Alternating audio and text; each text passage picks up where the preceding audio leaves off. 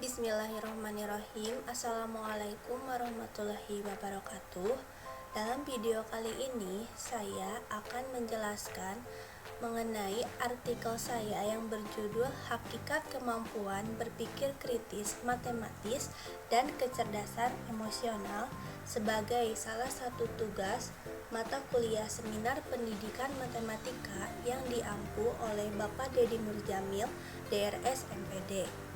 Sebelumnya, perkenalkan, nama saya Fitri Fauziah Rahmawati, NPM 192151011, jurusan Pendidikan Matematika, Universitas Siliwangi.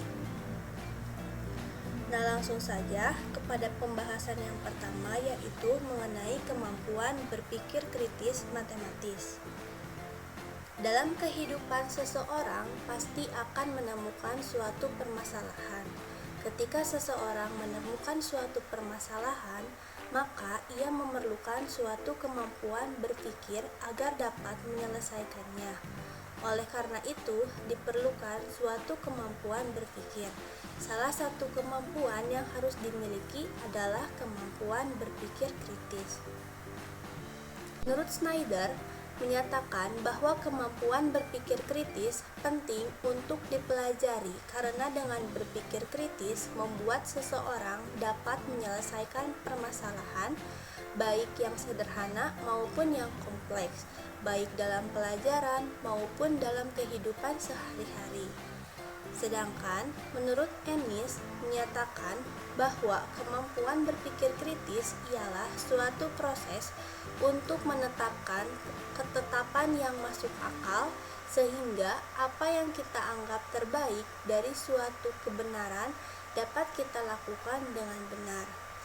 Selain itu, menurut Imamuddin menyatakan berpikir kritis adalah kemampuan seseorang untuk menganalisis dengan benar setiap tindakan yang akan dilakukannya. Oleh karena itu, kemampuan berpikir kritis sangat dibutuhkan ketika kita menyelesaikan suatu permasalahan. Karena dengan menggunakan kemampuan berpikir kritis, maka kita akan menganalisis suatu permasalahan dengan baik, sehingga penyelesaian yang diambil adalah suatu penyelesaian yang diyakini benar dan meminimalisir suatu kesalahan. Selanjutnya, menurut Krulik dan Rudnick menyatakan bahwa berpikir kritis merupakan suatu cara berpikir yang menguji, mengaitkan, dan mengevaluasi semua aspek dari suatu permasalahan, termasuk di dalamnya kemampuan mengumpulkan informasi, mengingat, menganalisa situasi, memahami, dan mengidentifikasi permasalahan.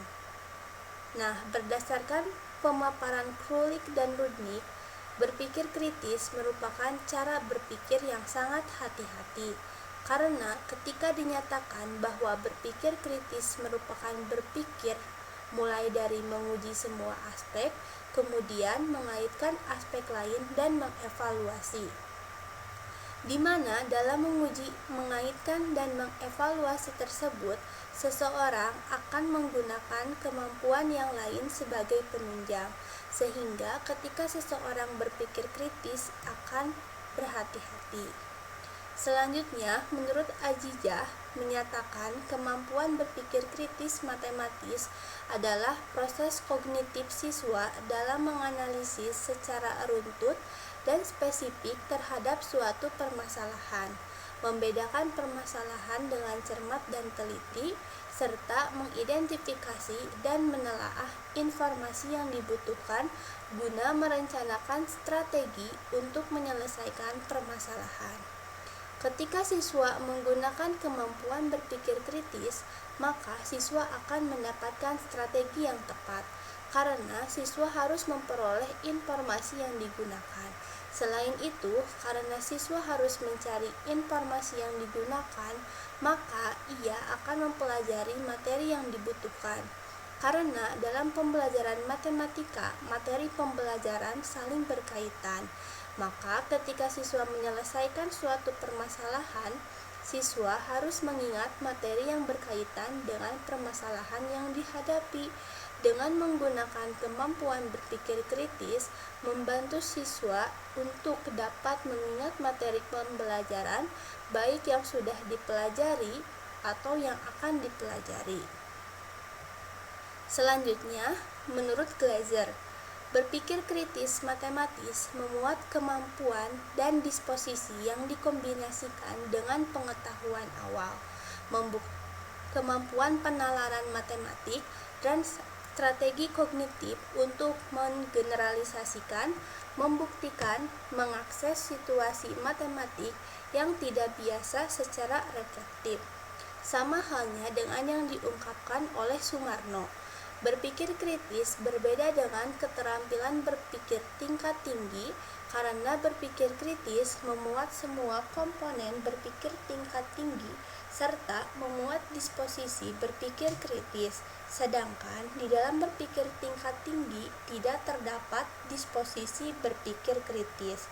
Jadi, di dalam proses berpikir kritis terjadi keterlibatan antara kemampuan dan juga disposisi. Lalu selanjutnya, menurut pendapat Piaget dan Foster yang menyatakan bahwa berpikir kritis adalah berpikir tingkat tinggi yang bukan hanya menghafal tetapi dapat menggunakan dan merekayasa yang dipelajari dalam situasi baru.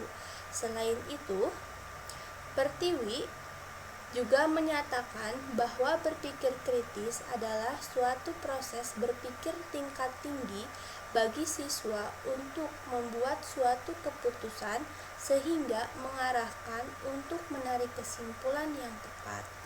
Maka dapat disimpulkan bahwa kemampuan berpikir kritis matematis merupakan suatu kemampuan untuk dapat menyelesaikan suatu permasalahan dengan penuh pertimbangan dan hati-hati, karena kemampuan berpikir kritis matematis merupakan suatu proses berpikir untuk menyelesaikan suatu permasalahan di mana suatu permasalahan harus dianalisis, diidentifikasi, dikaitkan dengan konsep lain, kemudian dievaluasi sebelum dibuat suatu kesimpulan untuk penyelesaian masalah yang dihadapi.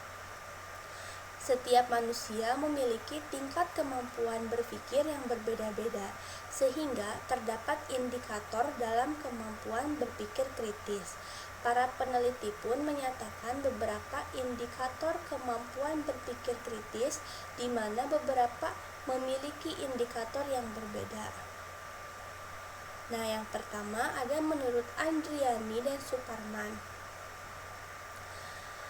Indikator kemampuan berpikir kritis menurut Andriani dan Suparman terdapat 4 aspek, yaitu yang pertama menginterpretasi, yang kedua menganalisis, yang ketiga mengevaluasi, dan yang keempat menginferensi.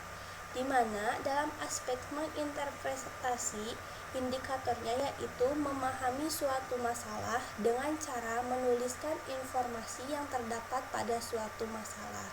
Pada aspek menganalisis, indikatornya yaitu mengidentifikasi kaitan dari suatu pernyataan, pertanyaan, dan konsep dari suatu masalah dengan cara membuat suatu model matematika dari suatu masalah dan dapat dijelaskan dengan benar.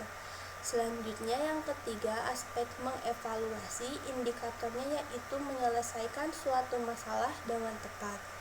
Lalu aspek yang terakhir, menginferensi, indikatornya yaitu membuat suatu kesimpulan dari suatu masalah. Selanjutnya, indikator menurut Pertiwi. Indikator kemampuan berpikir kritis menurut Pertiwi juga sama dalam hal aspeknya dengan Andriani dan Suparman, tetapi berbeda dalam pengertian indikatornya, yaitu yang pertama menginterpretasi, indikatornya yaitu memahami suatu permasalahan yang ditujukan dengan menuliskan, diketahui, dan yang ditanyakan dalam suatu permasalahan dengan benar. Lalu yang kedua, indikator umumnya yaitu menganalisis. Sedangkan indikatornya mengidentifikasi kaitan antara pernyataan, pertanyaan, dan konsep yang terdapat dalam suatu permasalahan yang ditunjukkan dalam bentuk model matematika dengan benar dan memberikan penjelasan dengan benar. Selanjutnya, indikator umum mengevaluasi, yaitu memakai penyelesaian yang tepat untuk menjawab suatu permasalahan dengan langkah dan perhitungan yang benar. Dan yang terakhir, indikator umum menginferensi, yaitu membuat kesimpulan dari suatu permasalahan dengan benar. Selanjutnya, indikator kemampuan berpikir kritis matematis menurut Ratnaning Tias dan Wijayanti, yaitu yang pertama ada kemampuan untuk mengenali mana informasi yang relevan atau tidak. Lalu yang kedua, kemampuan untuk menganalisis suatu permasalahan. Lalu yang ketiga, kemampuan menganalisis karakteristik pada permasalahan. Lalu selanjutnya, kemampuan berpikir terbuka akan suatu penyelesaian dari permasalahan. Lalu yang kelima, kemampuan untuk membuat suatu kesimpulan dari suatu permasalahan. Dan yang terakhir, kemampuan untuk mengevaluasi hasil dari suatu kesimpulan. Selanjutnya, indikator kemampuan berpikir kritis matematis menurut Setiawan dan Royani, di mana aspek yang pertama keterampilan memberikan penjelasan yang sederhana, yaitu menganalisis dan memfokuskan pertanyaan dengan tepat. Lalu yang kedua, keterampilan menganalisis pertanyaan lanjut, yaitu mengidentifikasi asumsi dengan benar. Lalu yang ketiga, keterampilan membuat strategi dan taktik, yaitu menentukan dan menjawab suatu permasalahan dengan benar. Lalu yang keempat, keterampilan menyimpulkan dan mengevaluasi, yaitu membuat kesimpulan dari permasalahan dengan tepat dan mencari alternatif jawaban lain jika ada. Selanjutnya, indikator kemampuan berpikir kritis matematis menurut Ennis dan Robert. Yang pertama, memberikan penjelasan sederhana, yaitu memfokuskan pertanyaan, menganalisis pendapat, menanyakan suatu pertanyaan yang belum jelas, dan menjawab suatu permasalahan. Lalu yang kedua, membentuk keterampilan dasar, yaitu mempertimbangkan sumber yang relevan dan hasil observasi dari sumber yang relevan. Lalu yang ketiga, membuat kesimpulan, yaitu merancang dan mempertimbangkan deduksi dan induksi, merancang kesimpulan dan mengevaluasi. Lalu yang keempat, memberikan penjelasan lanjut, yaitu mengevaluasi definisi dan mengidentifikasi istilah dan pendapat. Selanjutnya, menyusun strategi dan taktik, yaitu memutuskan tindakan yang akan dilakukan dan melakukan interaksi dengan orang lain. Lalu yang terakhir, indikator kemampuan berpikir kritis matematis menurut Septiana, yaitu yang pertama ada menyatakan masalah, yang kedua memberikan pendapat, yang ketiga melakukan induksi, yaitu menganalisis informasi dan membuat kesimpulan, lalu yang keempat membuat keputusan, yaitu menentukan penyelesaian dan menentukan kemungkinan yang akan digunakan. Nah,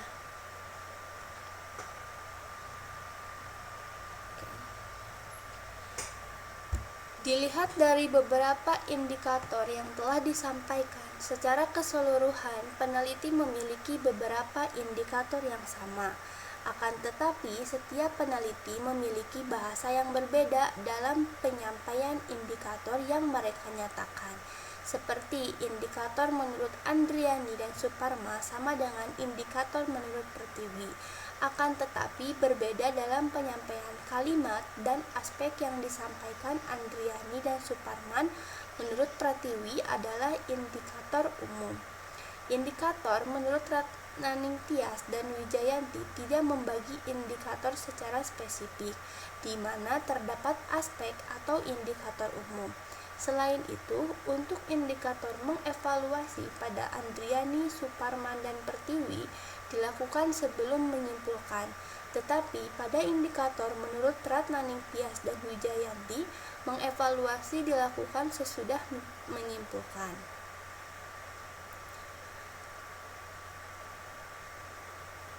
Nah, selanjutnya di sini ada soal post-test kemampuan berpikir kritis matematis, di mana soal-soal tersebut mengandung indikator menafsirkan, menganalisis, dan menyimpulkan, yaitu menafsirkan, siswa dapat menafsirkan dan memahami terhadap situasi soal yang diberikan.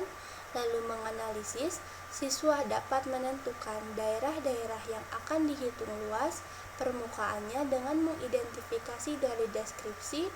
Lalu menyimpulkan, siswa dapat memastikan seluruh elemen yang ada untuk disajikan sebuah kesimpulan. Di sini saya mengambil materi kelas 8 semester 2 jenjang SMP pada standar kompetensi geometri dan pengukuran, yaitu mengenai memahami sifat-sifat kubus, balok, prisma, dan bagian-bagiannya, serta menentukan ukurannya. Kompetensi dasar yang saya gunakan yaitu menghitung luas permukaan dan volume kubus, balok, prisma, dan limas. Untuk bentuk tesnya sendiri yaitu adalah esai. Nah, soal yang nomor 1, sebuah ruangan kelas akan dicat dinding bagian dalamnya jika ukuran panjang, lebar, dan tinggi ruangan tersebut adalah 5 meter, 4 meter, dan 3 meter. Maka luas dinding yang dicat adalah. Lalu soal yang nomor 2, kubus ABCDEFGH memiliki diagonal bidang X akar 2 cm. Volume kubus tersebut adalah.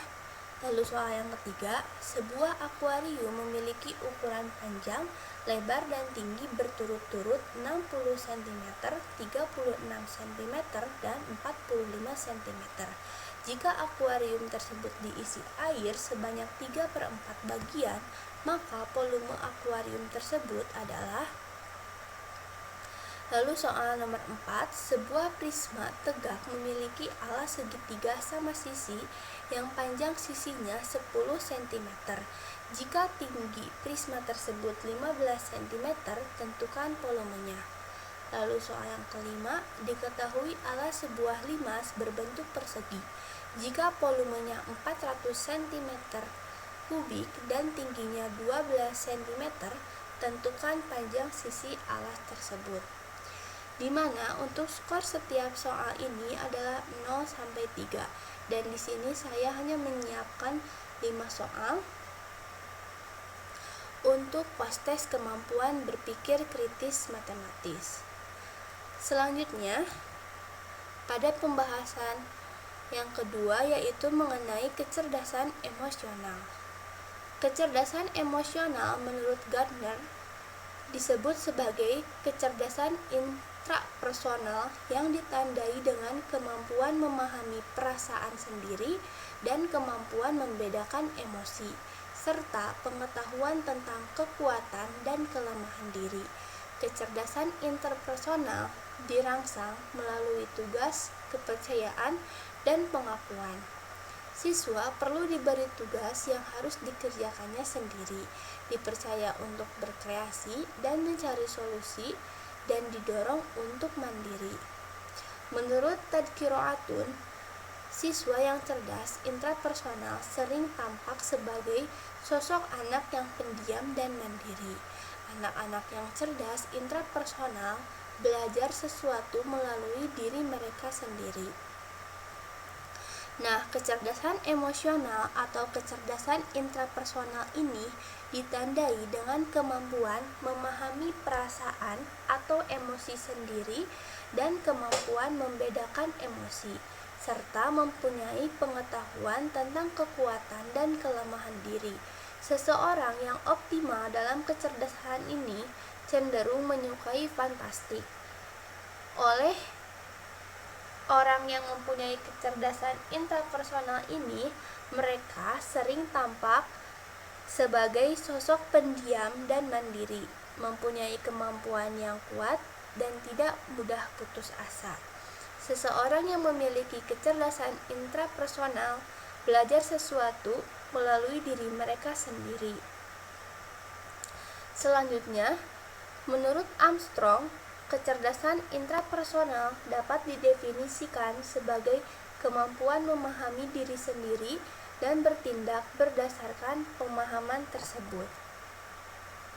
Lalu menurut Campbell, kecerdasan intrapersonal merupakan kecerdasan dunia batin, kecerdasan yang bersumber pada pemahaman diri sendiri secara menyeluruh guna menghadapi, merencanakan, dan memecahkan berbagai persoalan.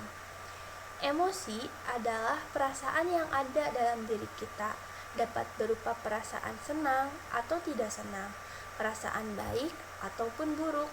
Dalam World Book Dictionary, emosi didefinisikan sebagai berbagai perasaan yang kuat, perasaan benci, takut, marah, cinta, senang, dan kesedihan.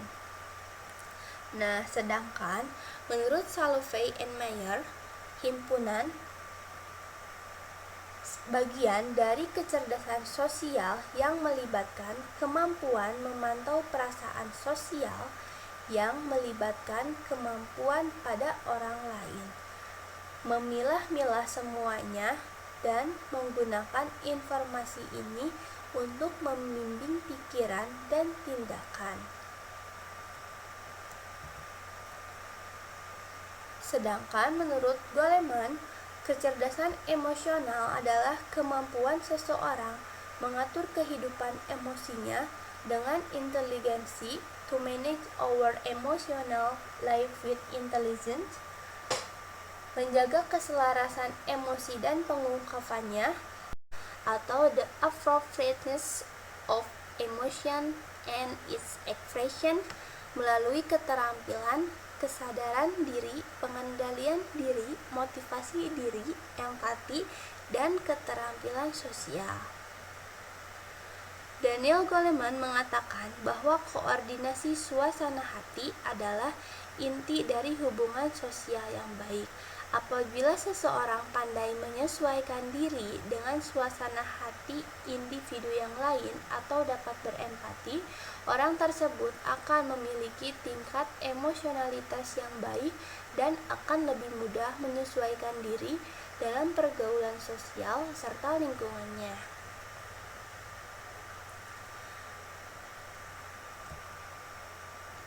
Nah, dapat disimpulkan, kecerdasan emosional adalah suatu kemampuan individu untuk dapat memahami dirinya sendiri, memahami kekuatan dan kelemahan diri, perasaannya, dan kemampuan mengelola emosi diri sehingga mampu untuk memotivasi diri untuk memunculkan sikap semangat tekun, percaya diri, tidak mudah putus asa, mampu mengekspresikan perasaan, dan bekerja mandiri.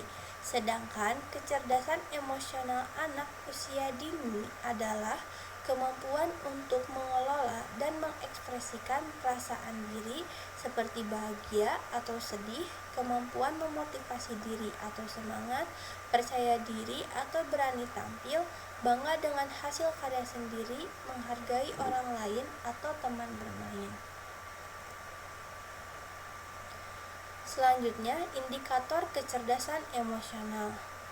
Menurut Armstrong, individu yang cerdas dalam intrapersonal memiliki beberapa atau sebagian besar indikator kecerdasan, yaitu yang pertama, secara teratur meluangkan waktu sendirian untuk bermeditasi, merenung, atau memikirkan berbagai masalah. Yang kedua, pernah atau sering menghadiri acara konseling atau seminar perkembangan kepribadian untuk lebih memahami diri sendiri. Ketiga, mampu menghadapi kemunduran, kegagalan, dan hambatan dengan tabah. Keempat, memiliki hobi, minat, kesenangan yang disimpan untuk diri sendiri. Kelima, memiliki tujuan-tujuan yang penting dalam hidup yang dipikirkan secara kontinu. Keenam, memiliki pandangan yang realistis mengenai kekuatan dan kelemahan diri yang diperoleh dari umpan balik sumber-sumber lain. Yang ketujuh, lebih memilih menghabiskan akhir pekan sendirian di tempat-tempat pribadi dan jauh dari keramaian. Yang kedelapan, menganggap diri sebagai orang yang berkeinginan kuat dan berpikiran mandiri. Kesembilan, memiliki buku harian untuk mengekspresikan perasaan, emosi diri dan menuliskan pengalaman pribadi. Yang kesepuluh, memiliki keinginan untuk berusaha sendiri, berwirausaha. Selanjutnya, menurut Daniel Goleman, mengadaptasi 5 indikator yang tercakup dalam kecerdasan emosional dari model Salovey and Meyer, yaitu yang pertama, kesadaran diri.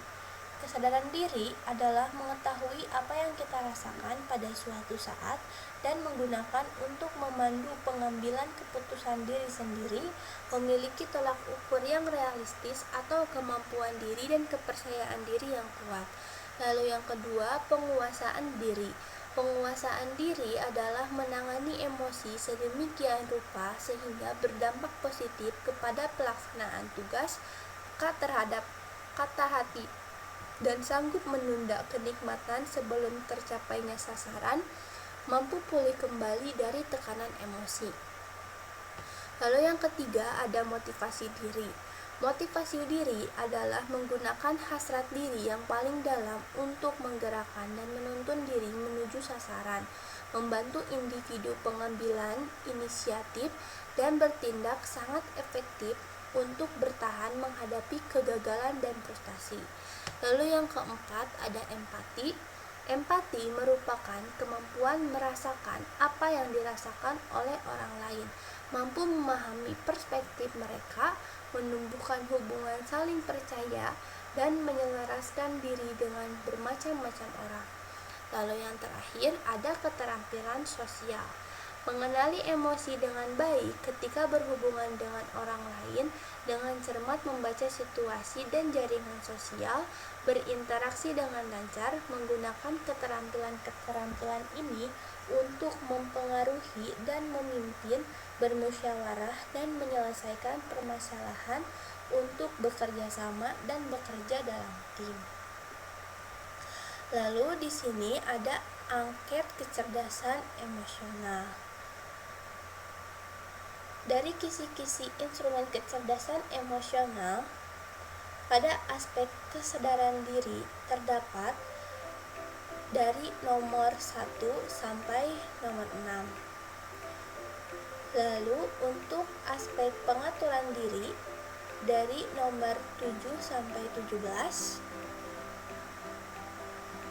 Sedangkan untuk aspek motivasi dari nomor 18 sampai 24. Lalu untuk aspek empati yaitu dari nomor 25 sampai 32, dan aspek keterampilan sosial dari nomor 33 sampai 40. Angket kecerdasan emosional ini saya ambil dan saya menggunakan indikator dari Daniel Goleman, yaitu yang terdiri dari 5 indikator. Nah, sekian yang dapat saya sampaikan. Mohon maaf apabila terdapat kesalahan kata atau kesalahan penulisan. Terima kasih atas perhatiannya. Wabillahi taufiq wal hidayah. Wassalamualaikum warahmatullahi wabarakatuh.